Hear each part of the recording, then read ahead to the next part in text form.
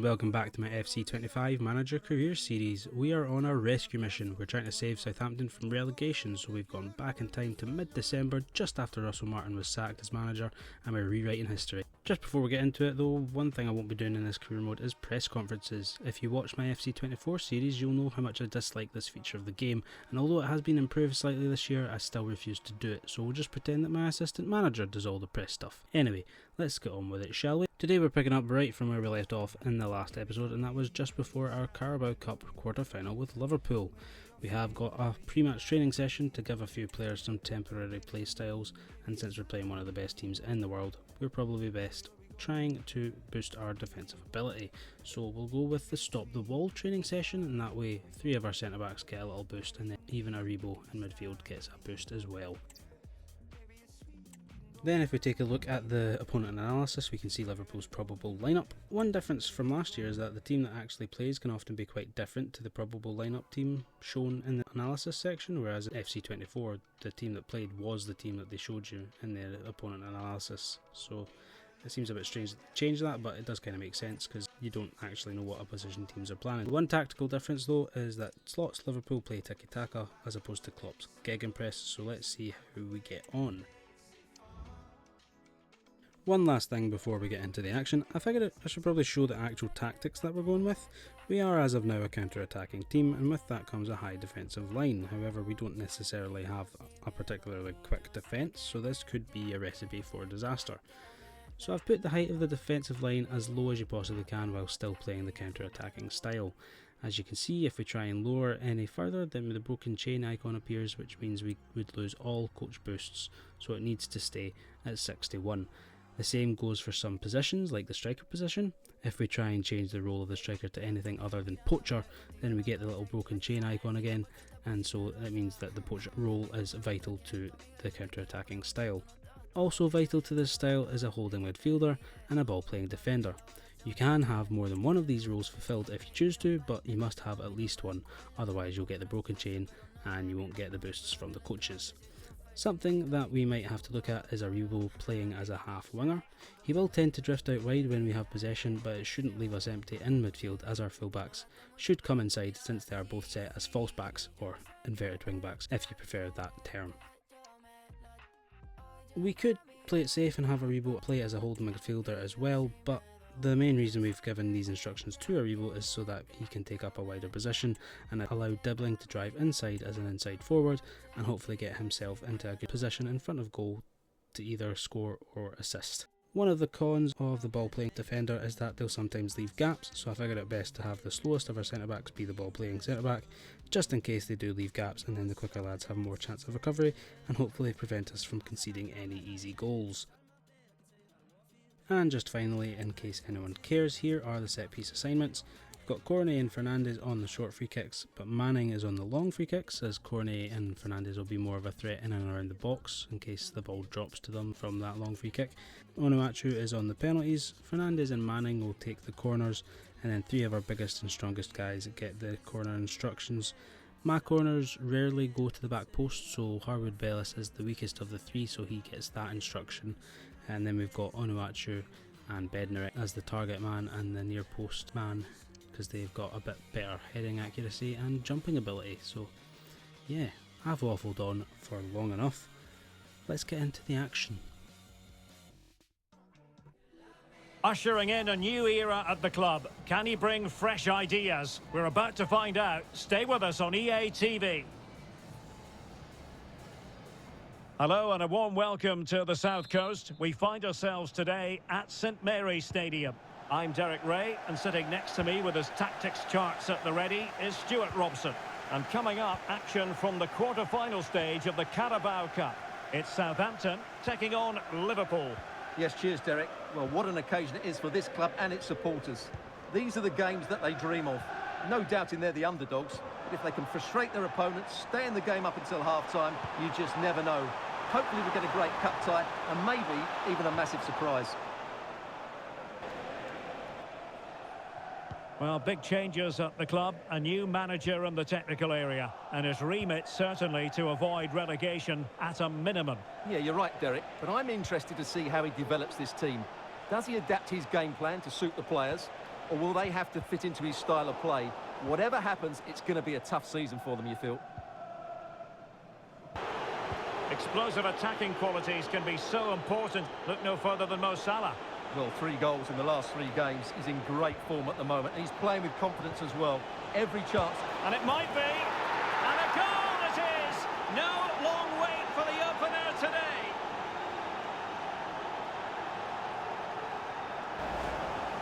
Well, this is a brilliant strike, as you can see. He hits it with so much power. The keeper had no chance. Fantastic finish.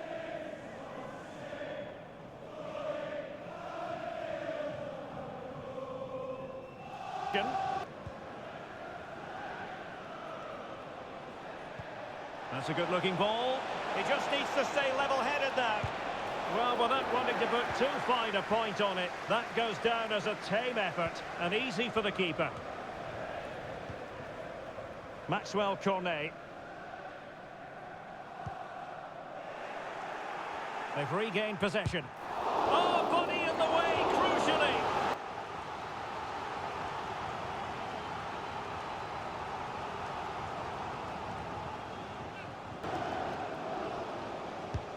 So the corner played into the box. Well, the keeper made that look relatively easy. This is Salah.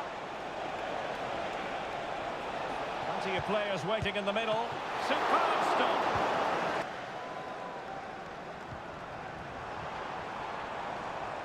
A creative look about this.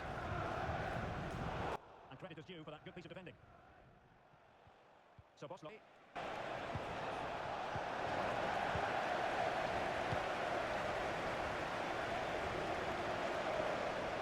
And having a goal! Well, the keeper did his job. Jota.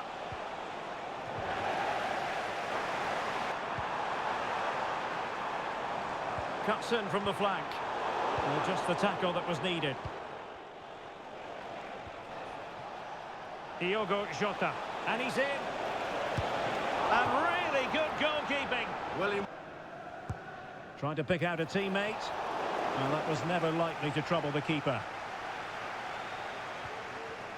He's showing a real will to win the ball. Can he take advantage?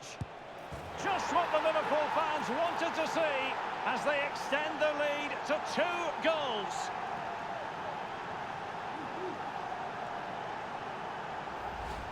Well, here's the goal again, and it's a really nice ball to put him through. The vision to set up the chance is outstanding, and he makes no mistake with the finish. He showed a lot of composure there.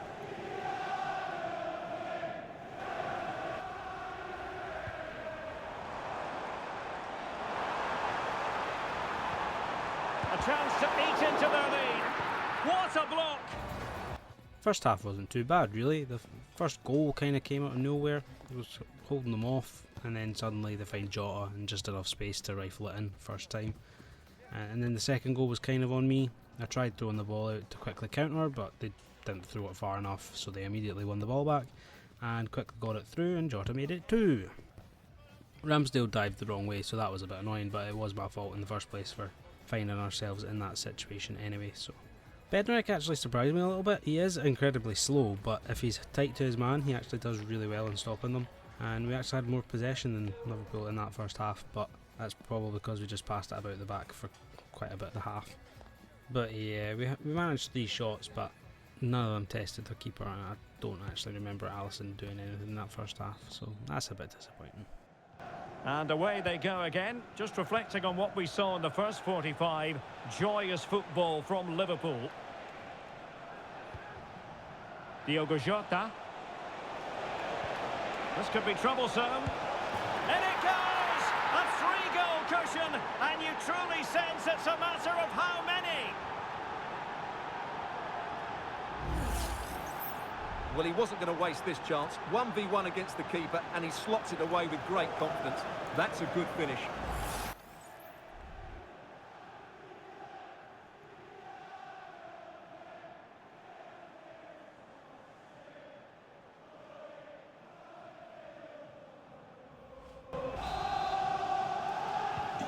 So the action underway again. It's all going Liverpool's way. It's starting to get out of hand, you just feel. Jota. And passing it through. A goal! And I'll tell you what, on this sort of form, very few would lay a glove on them. Yeah, here's the set-up play. Well, it's a great little back heel, isn't it? And then what a strike. That's hit with such ferocity. Certainly no stopping that. That's a great goal.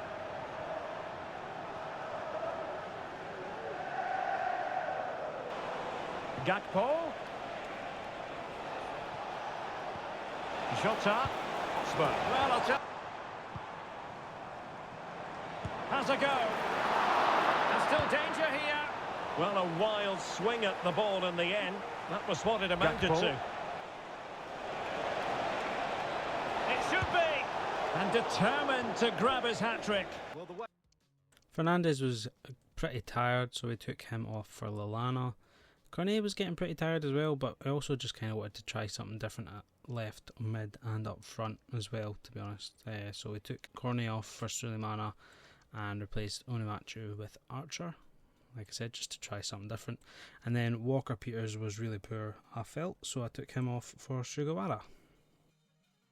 So a personnel change then. Liverpool have the ball once more. 20 minutes remaining. Lallana. Into the advanced position. Can't miss, surely. Well, a powerful effort, but just wide.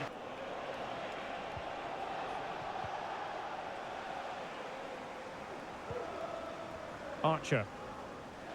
Wasteful from Southampton. Endo. Gakpo. On to Salah. A goal! We're really being spoiled. This is attacking football at its finest. Well, here we can see it again. Look at the way he glides past the defender to create space for himself. And then Salah's finish is brilliant. He strikes the ball cleanly and gives the keeper no time to react. It's a really good goal.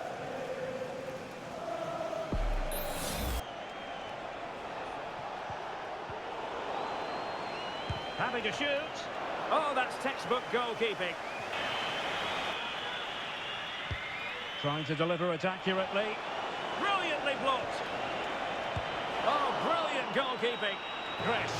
Well, what a good attacking display that was. The passing, movement and creativity were of the highest quality. They'll certainly be confident going into the next round. So we started the second half horribly. I just wasn't switched on at all, so made some silly mistakes and it resulted in a quick fire double for Liverpool. We were switched on from then on though, played much better but didn't really threaten. There was one chance Cornet maybe should have reacted quicker to a rebound, but it wouldn't have made a difference. A bit of a nice play and a lovely finish from Salah made it 5-0 shortly before the end, and that's how it finished. I was hoping for a smaller scoreline, but it went about as well as I was expecting really. Liverpool finished with 20 shots while we only had the 6. And Lallana ended up being the highest rated player in our team performance wise, which I'd probably agree with really. I thought he did really well when he came on. I don't think Fernandes played poorly at all, but Lallana was certainly our best player. Saying all that, it's not really the best game to be making judgments of players just yet. First game in charge against the best team in the league isn't exactly ideal, but luckily for us it is only a Carabao Cup game, so it was a bit of a free hit.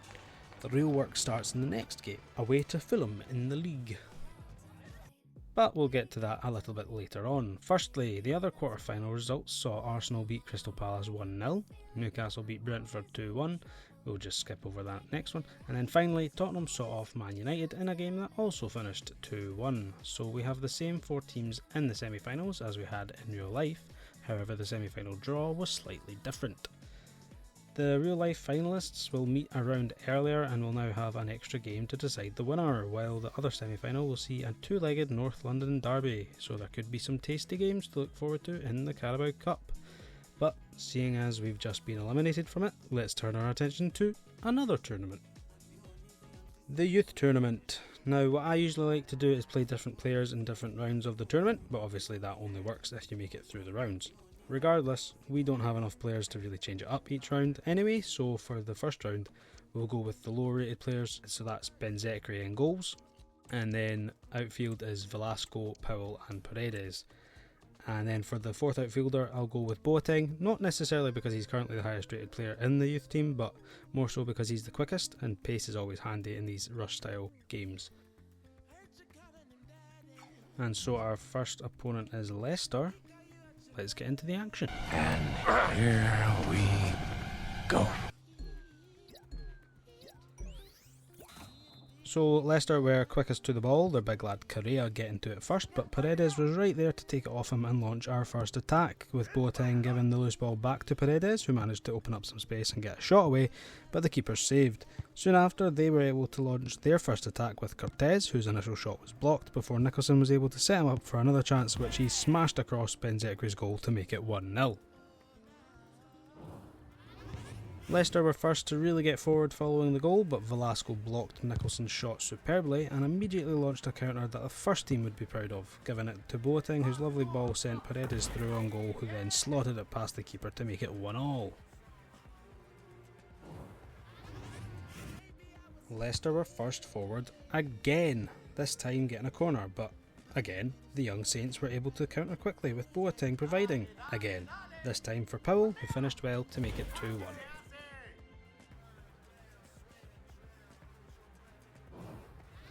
About a minute or so went by without any real chances before Boateng mistimed a tackle, allowing Moskopoulos all the time in the world to smash it past Benzekri, this time at the near post to make it 2-2 with about a minute and a half left to play. It then became a little bit end to end, with Leicester winning it back straight from kick-off and getting a shot away before Benzekri launched a counter, this time throwing it wide to Boateng, who played a nice 1-2 with Velasco and then drove up the wing and played a perfect ball inside to Powell for him to grab his second and make it 3-2. Soon after, Benzekri was called into action, Correa with the shot this time that was saved before the keeper threw it down the middle of the pitch to a wide open Paredes, who turned and played through Powell on the left, looking for his hat-trick, but a striker Powell is not, and he hit it straight at the keeper. Leicester were then able to counter themselves, Cortez with the ball, initially getting past Paredes with a little bit of luck, but then a poor ball into the final third was calmly picked up by our young keeper, who then launched it back down the other end for Paredes. 30 seconds, do not let this slip, guys! Who with a lovely finish made it 4-2 with just under 30 seconds to play. Boateng was able to show that he does have some defensive capabilities as well, winning it off of Cortez in the defensive third.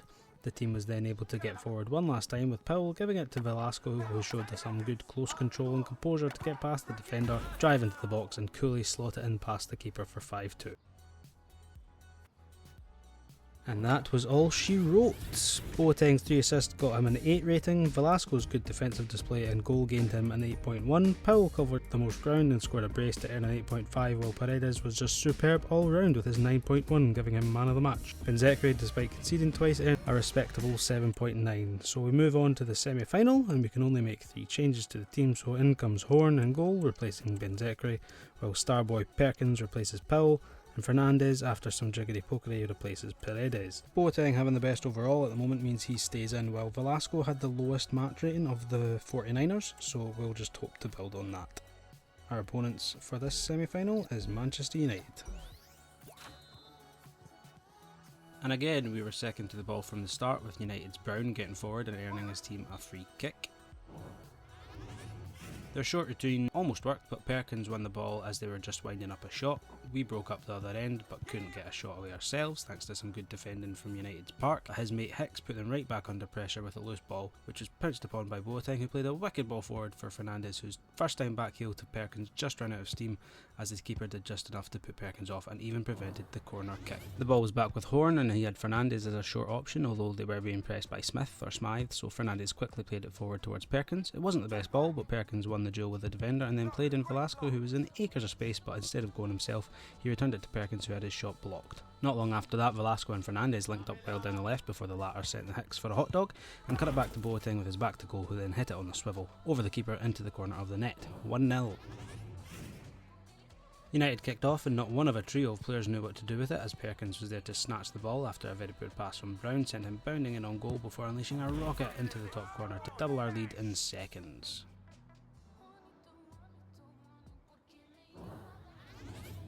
I wasn't really going to have replays of goals in the youth tournament, but this one was just too good not to.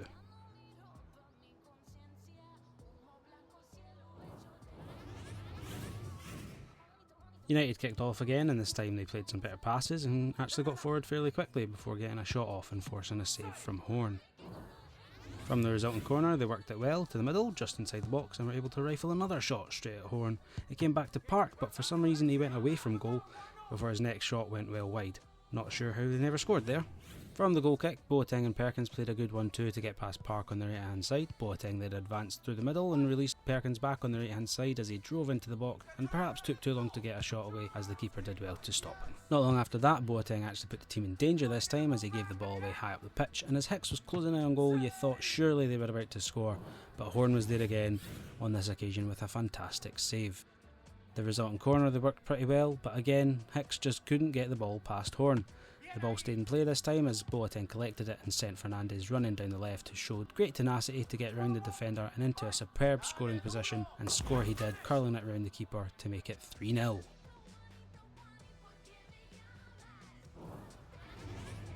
The ball fell nicely for Park, who had a shot from just outside the edge of the D turned round the post, and their corner this time was pretty poor.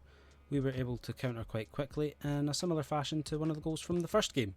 Perkins sending Fernandes through this time, but his shot at the end just trickling past the wrong side of the post. Hicks had one final attempt to try and score in the dying seconds, but Horn stood firm and it finished 3-0. I'm quite surprised we managed to keep a clean sheet there. I'm not sure if I've ever done that in a youth tournament game before, but despite that, Horn only managed a 7.8 match rating, which is quite frankly a joke because he was outstanding. Boateng had a better game this time apparently, he got an 8.5, while Velasco probably wasn't as good as he only managed a 7.4. Perkins put in a solid display, but despite his rocket of a goal he could only get an 8. Fernandes was very good, I was quite impressed, so I wasn't surprised to see him receive man of the match with an 8.6 match rating. But on to the final now, and we're not going to make any changes to the team, so it's another chance for Velasco to prove himself. Our opponents this time are Brentford. And here we go. And it seems like it was third time lucky for us as we were finally able to be first to the ball, Boateng using Makarenko's momentum against him and skipping past him with ease. He didn't have any trouble getting past our next defender either, leaving Edwards seemingly lost at sea. He then skipped into the box and fired the ball into the bottom corner to make it 1-0 inside 10 seconds. An incredibly fast start for the Saints. Velasco initially cut out Brentford's first attack but wasn't strong enough to hold off Edwards as he then went through on goal but could only force a save out of Horn. We tried to counter from their corner in now typical fashion, but Boateng was closed down by Makarenko, who seemed to dispossess him with little to no effort. It wasn't long until we were on the counter-attack again, and this time Makarenko was caught up the pitch a little bit, so Perkins had the freedom to run in on goal and curl it in off the post. A lovely finish to make it 2-0. Brentford had another corner soon after the goal, and Edwards was able to get a good strike away on the half volley, but it was straight at Horn. A loose ball from Brentford's Powell gave Velasco the chance to run through, and he probably would have been licking his lips at the opportunity before big Makarenko came across and promptly stopped the attack. They then countered, and Woodhouse had a shot from range zoomed not far wide of the post. We became quite confident in possession and started playing some very nice stuff as Perkins found himself just inside the box attempting to chip the keeper. Shortly after that, Fernandes played a nice wee ball over the top for Boateng, who timed his run brilliantly. They worked it back around and Velasco showed some great footwork to send the keeper the wrong way but was tackled before he could put it in the empty net. Brentford's attempt to escape didn't last very long as Boateng won the ball back and released Perkins, who was maybe a bit too confident at this point as he tried to juke the whole team instead of shooting and failed. Powell was finally able to get Brentford out of their own half, albeit with a slice of luck, and then Woodhouse was able to shoot whilst also winning a foul in the dangerous area. They played it short from the free kick and the eventual shot from Edwards was blocked by Perkins, who calmly played out. Brentford then had a throw in high up the pitch. Edwards' chest control clearly isn't the best as Velasco was able to dispossess him and quickly counter. He showed good strength this time to hold off the defender and could have gone all the way himself, but Boateng had also busted it up to join him in the box, so Velasco laid it off and Boateng put it into the empty gaping side of the goal. 3-0 and that was the game. Horn had less to do this game, only the 2 saves, but still managed a 7.6. Velasco, also with a 7.6, was slightly better than the previous game. Fernandes and Perkins weren't quite as stellar, only managing 7.7 and 7.8 respectively, but Mr. Consistent Boateng with another 8.5 is not too shabby. And so we won the latest youth tournament. No trophy left unfortunately, but at least if the rest of the season is trash, we know we had a little bit of glory. Though we really should get back to the main reason for the series, and that is surviving relegation from the Premier League, and so our first opponent is Fulham. Some journalists at The Athletic seems to think it'll be an interesting clash, and while Fulham do have the upper hand, we, Southampton, shouldn't be underestimated. Cheers, journal. Faye O'Melon enthusiastically says, "We are going to win," but I have no idea who she supports. Loving the confidence though. The fixture gets 3 thumbs up from Aidan Francis, and then there's Cade Paul with 2 L's. He just can't predict what's going to happen. But it's okay, Cade buddy, there's no need to cry. We are about to find out. But just before that, if we view the opponent in analysis, we can see a possible lineup that Fulham could put out. It does say probable lineup on screen, but from my experience it's almost never right, so I'm not going to bother reading out their team when it's probably wrong anyway. We can also find out their tactical preset as well. They seem to be a kick and rush team, so we may need to be wary of them getting in behind our relatively high defensive line. We also have the pre-match training drills to boost a few players, and since we still need to find some stability in the team, we're just going to go with stop the wall again to hopefully give us a more solid foundation to work from. And since the cup game wasn't exactly the best match to gauge players' abilities, we are going to go with an unchanged side for this one. And finally, white and yellow shouldn't cause a kick clash. Cough cough. So let's get into the action.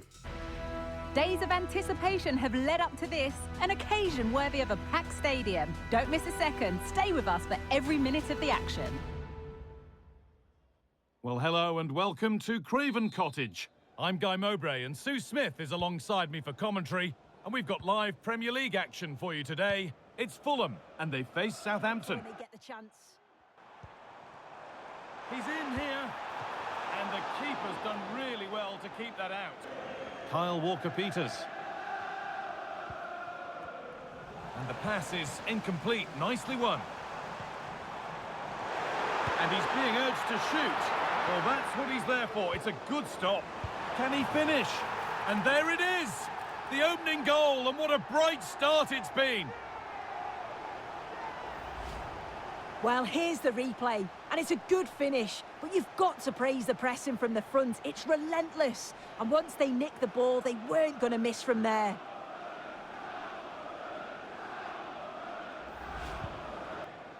Cornet. Lovely weighted pass. Oh, crucial tackle to deal with the danger. That set up the chance. We'll have a go here. Well, that's as easy as it gets for a goalkeeper.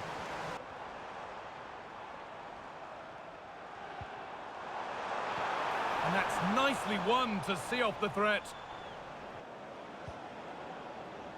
Paul Ebere-Onuachu. Could be a chance to break here. And that's where it ends. They found a way through.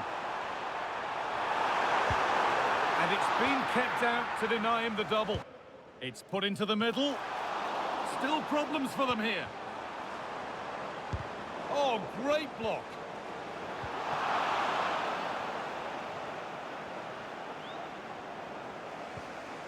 Promising looking ball. What can they do from here?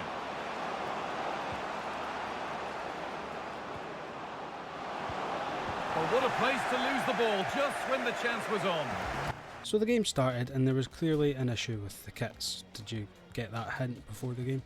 In the sunshine, our yellow kits were suddenly not so different from the Fulham kit. I came very close to quitting the game to start again with different kits, but wasn't entirely sure if the game had been saved after the youth tournament, so I decided to keep playing, and I was still thinking about quitting when Walker-Peters played the ball back into the dangerous area, gifting Muniz the chance to make it 1-0, which he happily took, so my chance to restart was gone. I mean, I still could have, but I want to have integrity with the series, you know? Roll with the punches. We're not taking the easy way out at all. So from then on, I tried to keep the ball out of the sunshine as much as possible, and we actually played okay. As you can see, we had most of the ball, we just couldn't create any chances yet. Walker-Peters has been much better since his early loose ball. Dibbling has been unfortunate in the final third, being unable to find his man, but he's been alright otherwise. And they've got through a couple of times, and fortunately Ramsdale has saved, but there seems to be a bit of an unbalance in the back line. Bella Kotchap maintains the high line while the others drop back, and they've been able to exploit that space a couple of times, so we might need to look at that. Now a sense that something could happen from this. Well, the effort never has happened. What do you make of the move, Sue? Yeah, and at that price, it does seem like a very good bit of business, doesn't it? I'm looking forward to seeing his debut, and hopefully he can hit the ground running. Soon for you on EA TV as Fulham face Chelsea. Another one for your viewing diary. This to level it. Oh, really good goalkeeping there.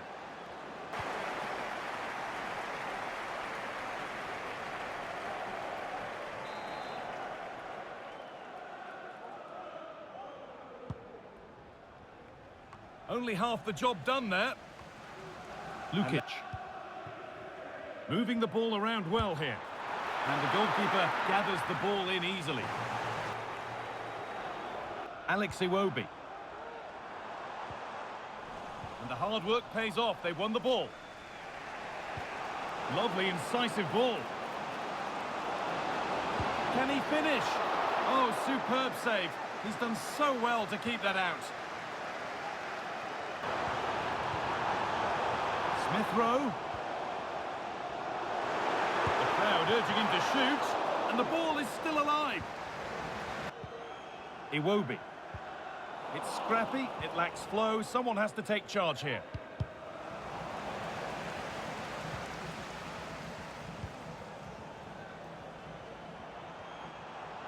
Oh, and he's left his man behind. And that's 2 for him today. A superb performance. They can't contain him. The keeper has no chance. It's a superb finish.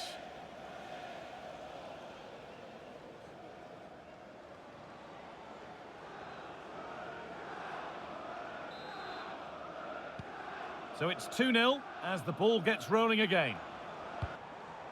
Making good progress here. Pulls it back. The goalkeeper more than ready for it. So the second half started and the sun was setting and no longer shining onto the pitch, so we were in business. We had our first shot fairly early on and it felt like we were piling the pressure on. We forced Leno into a couple of good saves. I genuinely thought the equaliser was coming, but then we were hit with a sucker punch goal. Muniz' second of the day, near the end, just killed us. Fernandes played well, but fitness was an issue with him as well as Cornet, so Lallana came on and impressed again, while Sulemana came on and instantly got injured, so we'll address that shortly along with Aribo. His replacement, Ugochukwu, did alright. He was solid, but not all that great going forward, so a lot of positives to actually take from the game, but unfortunately we come away with nothing. I know we actually only managed 3 shots, but at least 2 of those were very good opportunities that on another day we might have scored. Oftentimes it's about quality rather than quantity, but we might be lacking in both, which could be a problem. So, if we take a look at the table quickly after our first league game in charge, we can see that it was not a great day for us. Every other team that will be fighting for survival managed to pick up a point. Wolves and Leicester drew 1-1 with each other, Ipswich drew 1-1 with Newcastle, and Everton, even though they'll probably be fine, they are still only on 16 points at the moment, but they did just get a good 1-1 draw with Chelsea. And OK, Palace lost 2-0 to Arsenal, as you'd probably expect, but like with Everton, they will probably survive with no problem. And then finally, West Ham managed to beat Brighton 1-0 to pull themselves out of the teens in terms of points, so they already look safe. As for us, we stay rock bottom on 5 points, now 5 points away from 19th and 10 points away from safety, so a bit of a mountain to climb. How about this for some journalism though? I'm apparently facing a selection headache since Larios picked up an injury against Fulham. You mean the guy that was injured before I even got here and couldn't possibly have even featured against Fulham? Come on now, EA. In the words of Eleanor Grimes, could do better. At least Casper Kornhausel is a reliable journalist, as he reports that Aribo will be out for 4 weeks after spraining his knee against Fulham. But he won't be alone, as Sulemana will be right there with him, as he suffered a sprained knee against Fulham as well. So he also faces 4 weeks on the sidelines. So that's a wee bit annoying, but means we need to try out other players, and it could end up working in our favour rather than working against us, but we shall see. That's pretty much it for today though. I did want to say before I go that these first 2 episodes took a lot longer to put together than I'd hoped. I started this over 2 months ago when Southampton were the only officially relegated team, but now it's been about 3 weeks since the last game of the season. PSG won the Champions League 2 weeks ago. I've just been quite busy lately, but I'm hoping now I can really start getting into the series, keep the episodes coming. I really wanted to bring the first 2 episodes back to back, so maybe that made it more difficult, but I won't be focused on more than 1 episode at a time now, so it should be a bit easier to get these episodes put together and out into the world. But anyway, I hope you've enjoyed the video or videos. Keep an eye out for the next one. Thank you very much for watching. Bye bye.